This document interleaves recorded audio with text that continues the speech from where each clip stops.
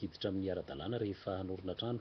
Tamin'ny taon-dasa dia 900 ny taratasy fahazoan-dalana hanao trano nomeny ny fiadinan'ny tanànan'Antananarivo, ary eny amin'ny 700 any kosa ny isan'ny taratasy fitarainana niraisiny tao amin'ny commune urbaine. Solange Zakotonos sy Edouard Razafiarimbola.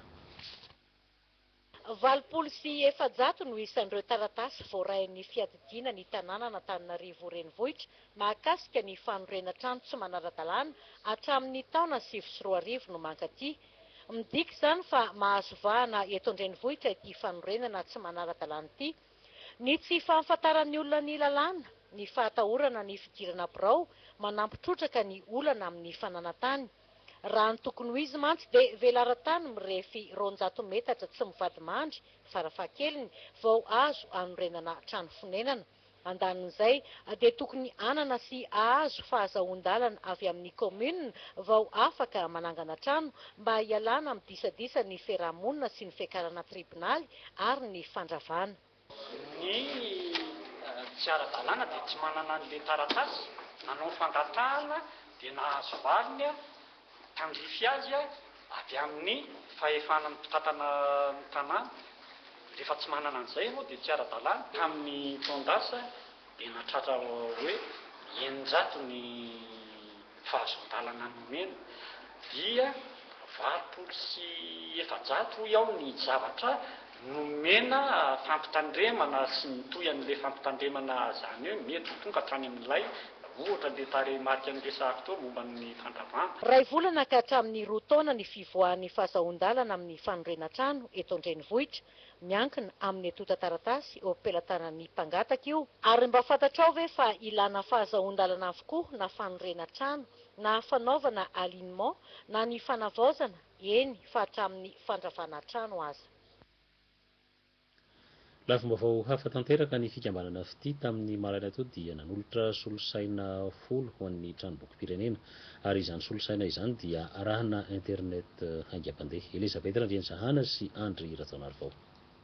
Eto amin'ny efitrano Rabe Arvelo ato anatin'ny tranombokim-pirenena ity no foibe fitsidiana trano kalam-pifandraisana haingam-pandeha faha 20 napetraky ny fikambanana FITI tarindra Matomialy Rajoelina filoha-mpanorina ary natokana ho an'ny faritra Nalamanga.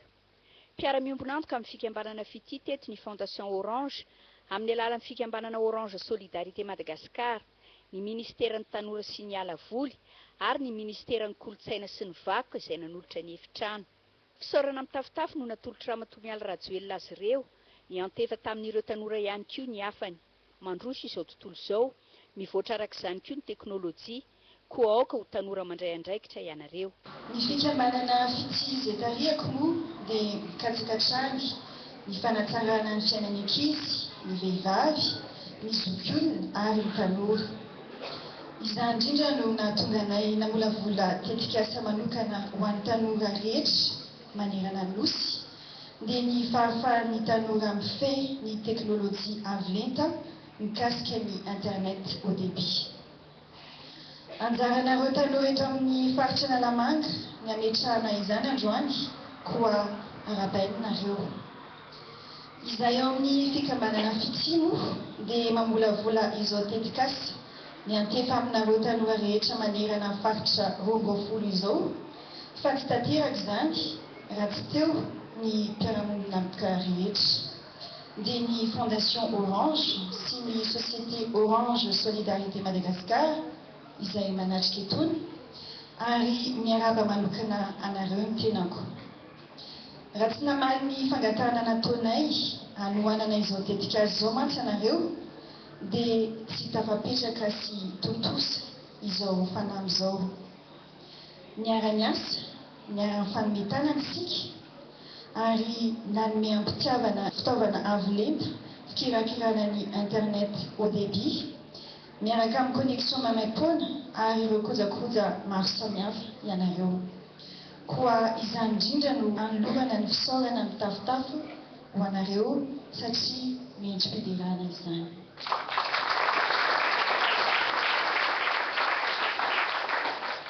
Torak'izany koa ianareo avy ao ministeran'ny tanora sy ny ala voly izay mikarakara ny tanora sy miantoka ny tranoben'ny tanora mba ahafahany tetikasa miodina tsara.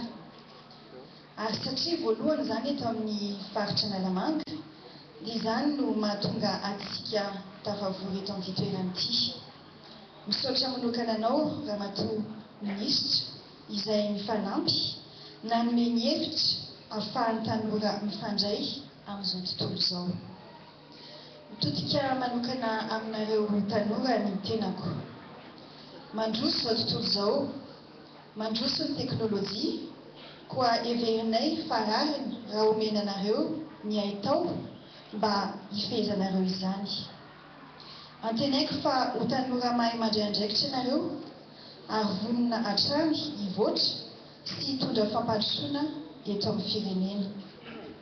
Tovozonareo ato ny fahalalahana sy ny fahaiza-manao rehetra, koa atotro amin'ny fomba ofisialy ho anareo tanora eto amin'ny faritra Analamanga ny ordinateur anankifolo sy ireo kojakoja rehetra miaraka aminy. Ary farany dia manolotra ny fisaorana ho anareo rehetra eto amin'ny faritra Analamanga, ho an'ny fiadidina Antananarivo sy ireo rehetra izay nanome tanana tamina natosana izao lanonana izao ny tenako.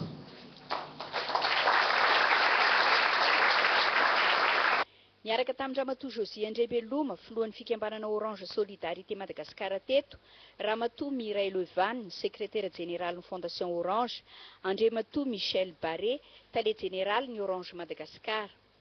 Tetsy an-daniny, na ny ministry ny tanora sy ny alavoly andrimatoa Jacques Ulrich Andriatina, na ny ministry ny kolotsaina sy ny vakoka ramatoa Eliara Velomanantsoa, dia samy nanentana ireo tanora ahay manana sy hanaja izao fitaovana avolenta izao. Tsy diso anjara tamin'ity fitokanana ity ny lehiben'ny faritra Analamanga sy ny PDS n'Antananarivo renivohitra. Marina fa 510 ireo solosaina miaraka amin'ny kojakoja samihafa no ampifandraisin'ny Fondation Orange amin'ny alalan'ny internet aingam-pande ho an'ny faritra 2020. Tetikasan'ny fikambanana fity izay haritra 3 taona, manome coach multimédia isaky ny foibe ihany koa ny Orange Solidarité Madagasikara.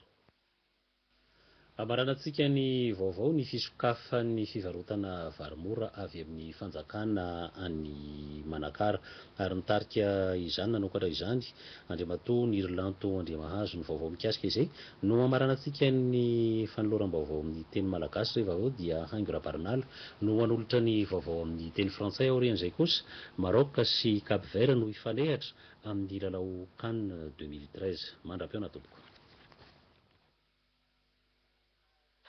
Tonga eto Manakara ny varimora avy amin'ny fitondram-panjakana tetezamita izay anamaivanana ny asairanan'ny mponina. Milanja 350 taonina izy io ka ho tsinjaraina manerana ny distrika enina ato anatin'ny faritra Vatovavy Fitovinany. Teto Manakara renivohitry ny faritra no sinjarana izany tamin'ny fomba ofisialy ka taty antoerana mihitsy ireo délégation avy amin'ny fiadidiana ny présidence izay notary ny mpandrindra ankapobe ny fiadidiana ny présidence ny tetezamita andriamatoa ny Irlanto Andriamahazo. Andriamatoa Flo ny tetezamita fa mila fanampiana ny vahoaka ary tonga izay tokilasy tompivavy hitondra zany vary mora zay efa azo ny faritra maro saingy manana ny anjarany ihany koa ny eto amintsika.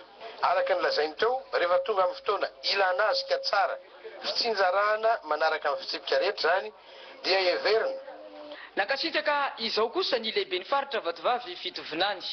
Te angavy anao zay mba ampita amin'ny monsieur le président de la transition ny fisaoran'ny vahoakan'ny faritra Vatovavy Fitovinany, ny fisaoran'ny vahoakan'ny Manakara. Atao mangarahara tanteraka moa ny fitsinjarana ity varimora ity ka tsy mihoatra ny 5 kilao isan'olona isan'andro no anjara amin'izany. Natao ho an'ny besiny maro izy ity. Ny société école 10 no mitsinjara izany ary eo ambany fianarahamaso ny distrika ny Manakara sy ny distrika maro. Manantena ny itoizan'izao kosa ny mponina eto anivon'ny faritra Vatovavy Fitovinany. Toujours un plaisir de vous retrouver sur ce plateau du journal en version française. Mesdames, Messieurs, bonsoir. Pour ouvrir cette édition, un conseil des ministres s'est tenu aujourd'hui à partir de 15h au palais d'État d'Iavlou. Communication. Au titre de la présidence de la transition, le président de la transition a demandé des